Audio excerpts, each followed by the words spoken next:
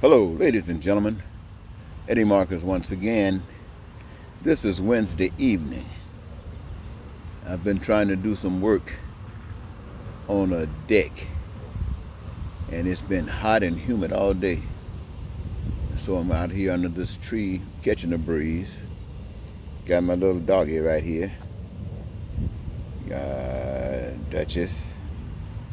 She's been getting her little treats trying to show me that paw. Gotta be slow with it. Ladies and gentlemen, I've invited you to stop on this post this afternoon. I want to share something with you that I think might be a little beneficial as far as assisting, aiding, giving some understanding about the life's challenge that we have as a people who are confronted with a situation that actually denies the truth about a whole bunch of things, and yet we hear that we're going to be victims of a lack of truth, and apparently they keep telling us we get a taste of the truth, but we keep pushing the truth back. So what are we as a people to do? Let me tell you something, ladies and gentlemen. I'm speaking to you as an elder. I'm speaking to you one that's much older than a lot of you. Now, there are a lot of guys older than I am. A lot of guys my age. But there are a lot of you who are much younger. And this information is for all of you. And I say all of you because we are all experiencing the downs of our society. Being old is not freeing you from it, or being young is not freeing you from it. We are all in the midst of it.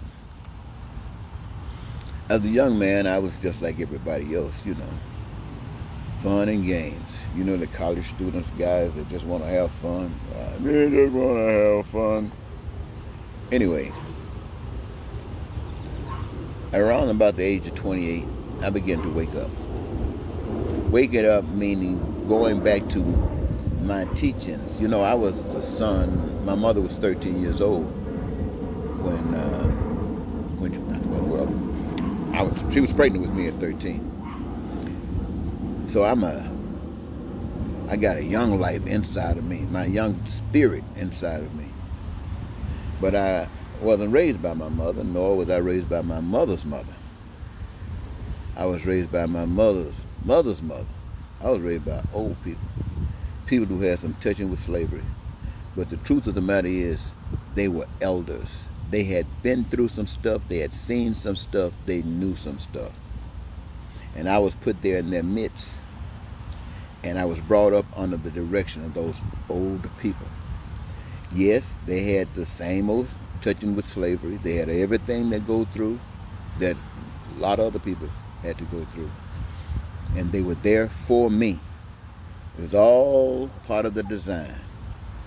And so I had to go back there when I was about 28 years old, living in Chicago, working as a counselor with the Veterans Administration, dealing with veterans, their dependents, and survivors, and oftentimes going out into the community, dealing with the community at large. And at the same time, I had a night gig as an entertainer. So I got a chance to see a whole bunch of stuff, got a chance to be engaged in a whole bunch of stuff, did a lot of stuff. But the pain and suffering from poverty that got so bad in the 80s that I decided that I wanted to do something about it, because all of my life this stuff had existed. Presidents have come and gone, and preachers have preached, and sermons have come and gone, and people have lived and died, and what the hell is this all about? So, ladies and gentlemen, I made up my mind I was going to return to God. Now, what do I mean when I say return to God? Most of you do not know God. You're listening to me? And I'm not poking fun at you. Most of you do not know God. You've heard of God, you've read of God, stories of God, movies about God, but do you know God? It's like asking you, have you ever kissed Michelle Obama? Most of you, you can say what you want to say, but most of you haven't. So that's the way it is with God. You can say what you want to say, but most of you do not know God. And the evidence is all around me.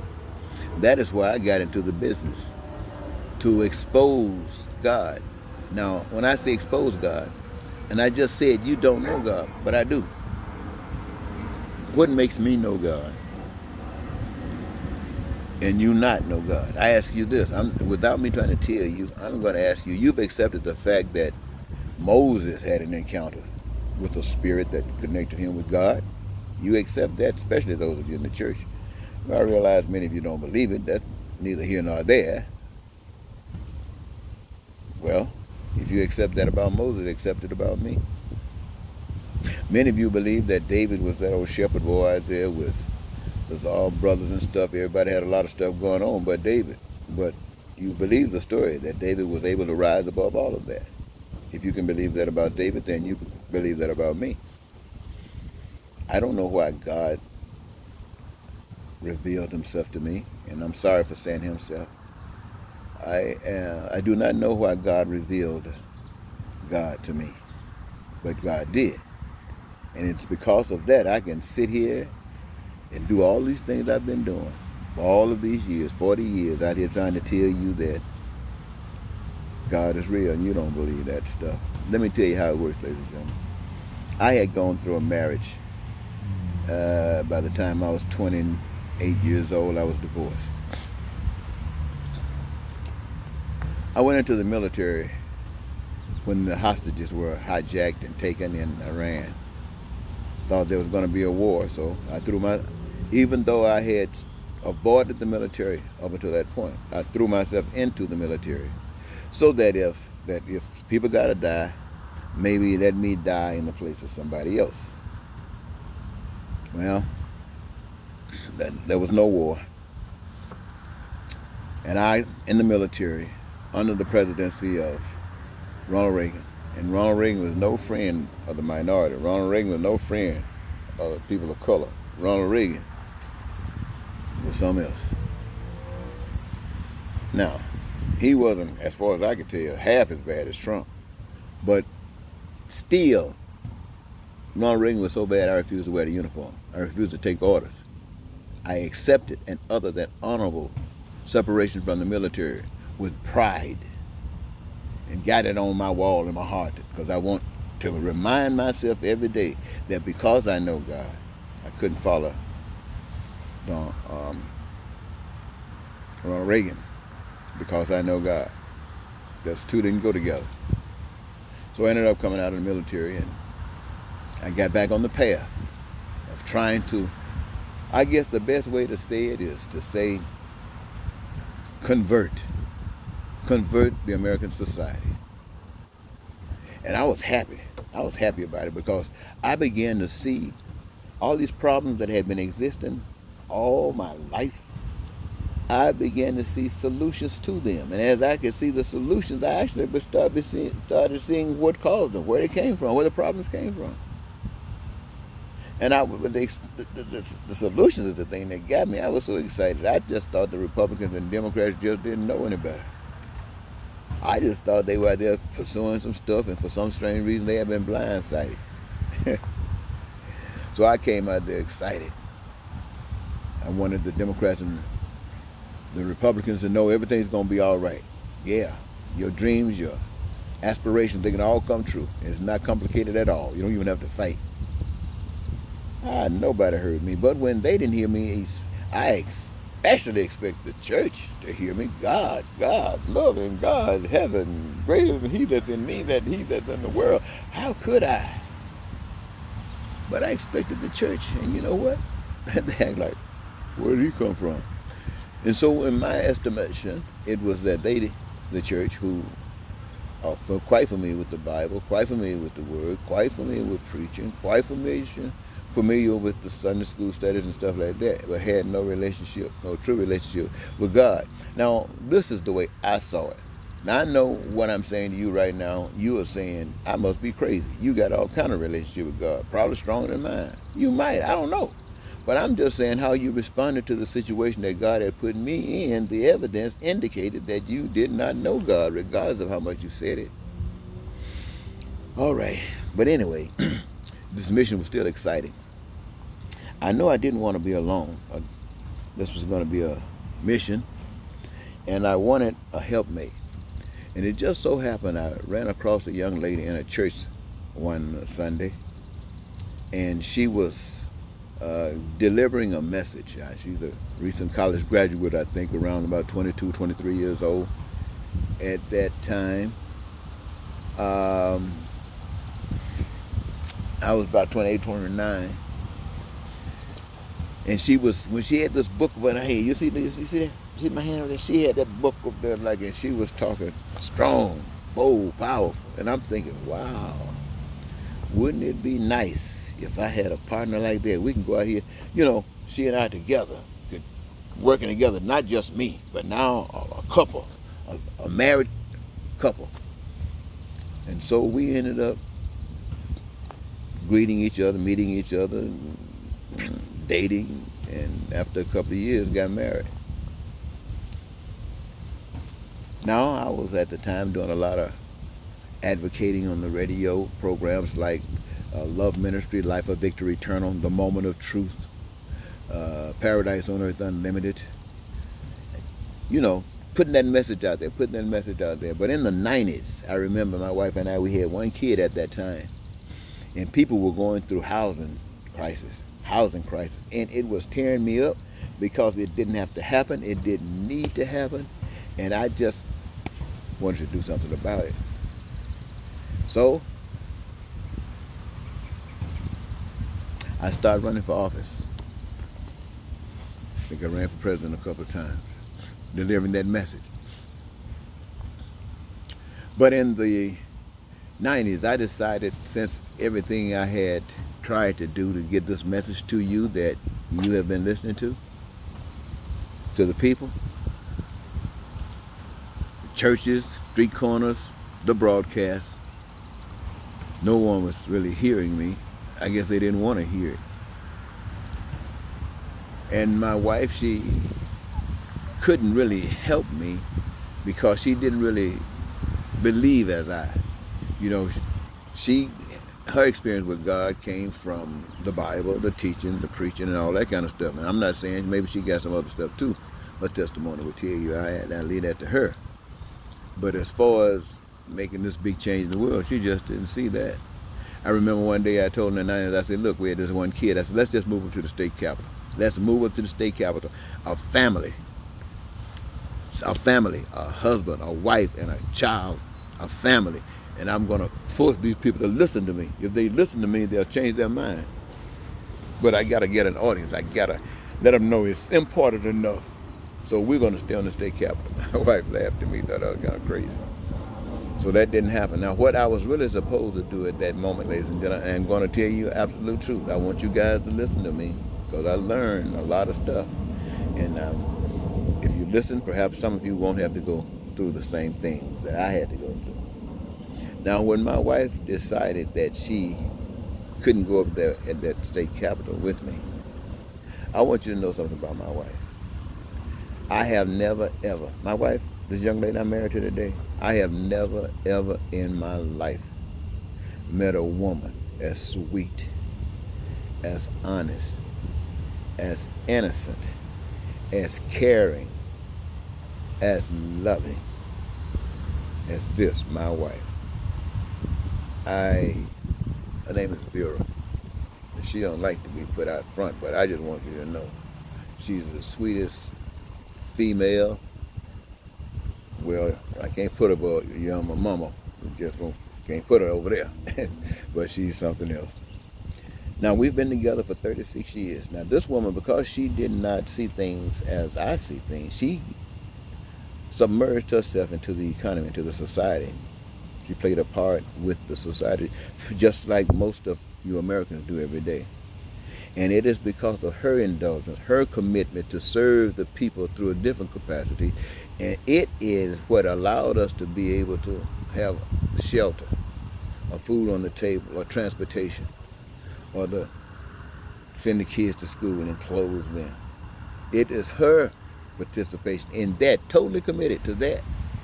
There were a couple of times I got maybe a dishwashing job, making $2 or $3 an hour, maybe 5 or 6, just for a small period of time to help out because things get tight. You know it's tight, and it is tight. But because my commitment was to serve a different order of things, I could not indulge myself in that full time, trying to tell you to change to something else. This is the thing. And even though she was the one providing, I was still surviving at the hands of that which I was trying to put down. And it wasn't that pleasing, ladies and gentlemen.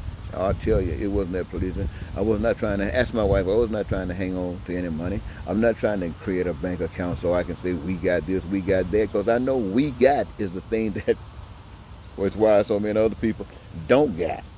And when we are focusing on trying to get more, our focus is not on helping anybody but ourselves. And somebody said, well, that's a good thing. Yeah, it's a good thing for those who are trying to help themselves. It's not a good thing for those who are trying to get out of this dump that was dug by us who help ourselves.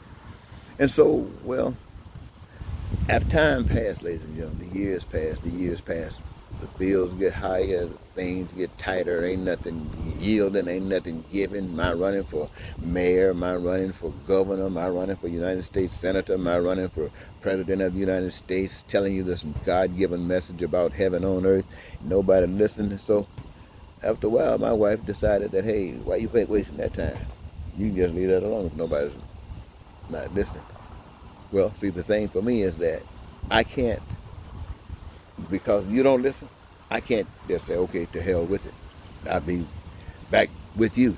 Because the moment I do that, I've proven that you were right all along. So really, I kept talking. I'm still talking. I kept myself being indulged in the community by spending a lot of time with myself, spending a lot of time, and many times over the years, smoking an herb that helped me to have some peace, being alone by myself in a world where everybody else seemed to hate all the stuff that's going around, but putting up with it and don't want to do anything about it. And so I sit here and I'm thinking even now, ladies and gentlemen, my wife, I know she loves me. She got to love me. But at the same time, she's disgusted, as any of you would be. And hey, that's just the way it is. God chooses some people who will stay the course, and nothing will change. So I say, I'm staying the course, and I'm asking you, since God has put on the screen, you know, y'all talk about the picture show, the big motion picture screen, you know, you're going to the drive-in theater to see stuff. God allowed television, telephones, and everything to be all over the earth. Made sure that they were all over the earth. And chose another individual, just like he chose me, George Floyd, to execute a reality program to the world here in America. The power structure represented by the force, first of all, the power structure of white people in this country, and the power behind it, the force of the law. The force of the law in uniform, the gun, the badge, and the written page in the courtroom, the judge, all of that. God exposed that as the oppressor of the victims of life, exemplified through the struggles that George Floyd had to go through. His cries, his pleas, nothing. The powers could not relent. They had to go all the way to prove their power, especially there was an audience who was observing, taking pictures, asking them, the officers, to quit, but did not have the courage, did not have the faith, did not have the will and power of God to save that young man's life. That's why we all in this hell here today. And right now we got the most evil man that's ever, I guess, served in the United States, at least in my lifetime as far as I know, is President of the United States.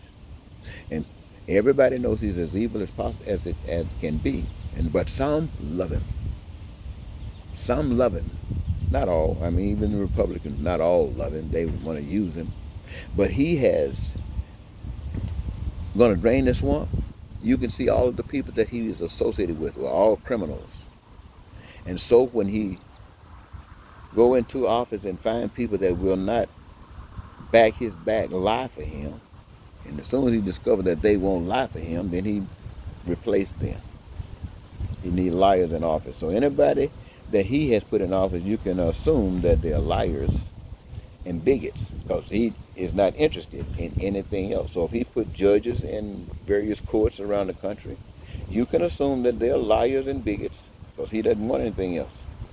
If he stacked the Supreme Court, you can assume that they're liars and bigots too, because he does not want anything else, and he has a purpose to assist him, to aid him in overthrowing this country with evil.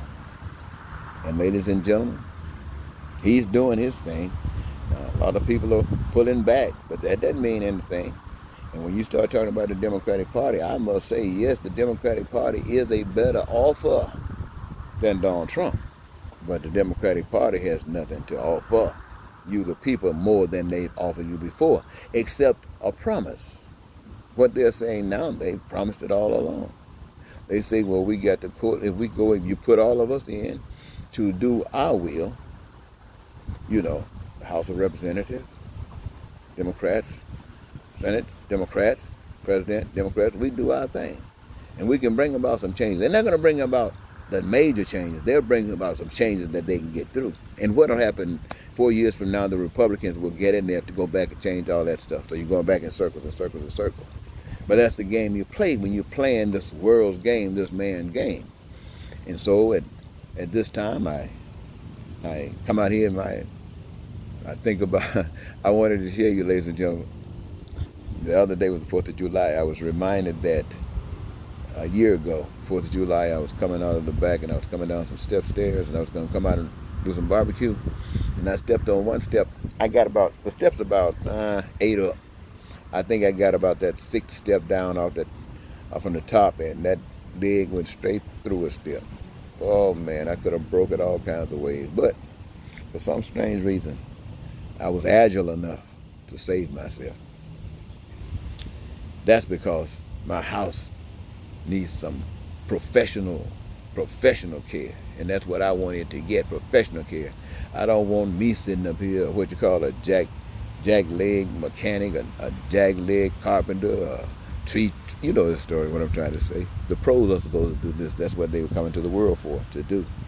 But the way that things are going, and the efforts that are being made to keep Donald Trump president, and the lies that he has continued to tell, telling the folks what defunding going to do, trying to scare the people. They want to scare the people. And at the same time, his relatives coming out trying to tell the nation what of a crook he is, and if he gets back in office, we can forget about democracy in America.